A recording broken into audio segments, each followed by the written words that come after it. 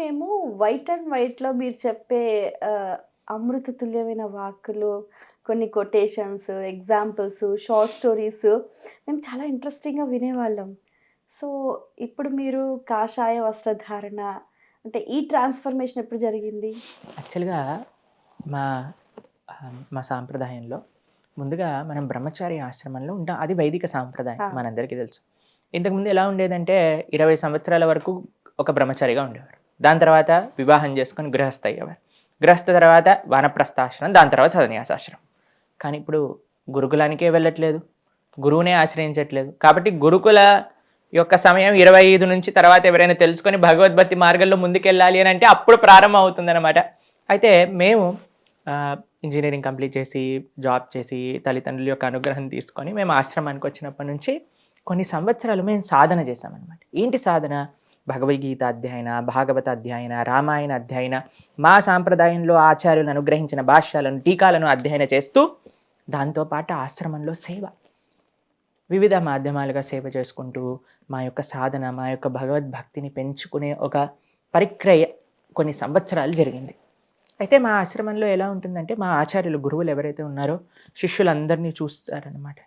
చూసి ఈయన మంచిగా ఆ వైరాగ్య మార్గంలో సన్యాసాశ్రమం వైపు అడుగులు వేస్తూ ఉండడానికి, జీవితాన్ని సమర్పణ చేయడానికి సిద్ధంగా ఉన్నారు.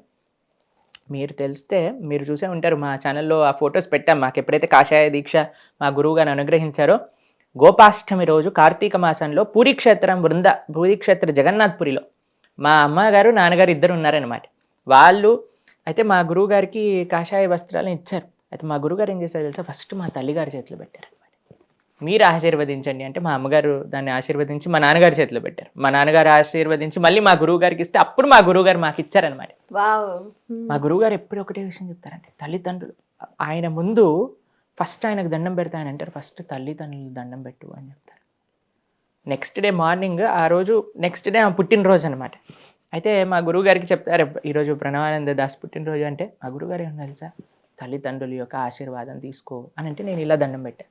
మా గురువుగారు అన్నారు, కాళ్ళపైన తలపెట్టు అని అన్నారనమాట. అప్పుడు నేను వంగి మా అమ్మగారికి నాన్నగారికి దండం పెట్టి మా గురువుగారు కూడా కాళ్ళు పట్టుకొని దండం పెట్టుకున్నాను అనమాట.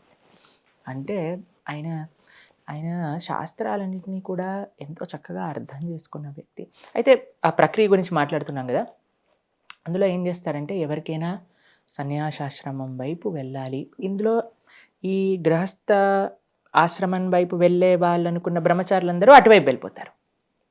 ఈ కొన్ని ఇయర్స్ ట్రైనింగ్ తర్వాత పెళ్లి చేసుకునే వయసు వచ్చేస్తుంది కదా, కాబట్టి వాళ్ళందరూ వివాహం.